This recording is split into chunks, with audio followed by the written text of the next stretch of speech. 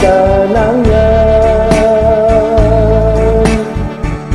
Kisah no foto mo imo Ihono ngabigia Ondo mungku Kom pinai ku dono ko isodu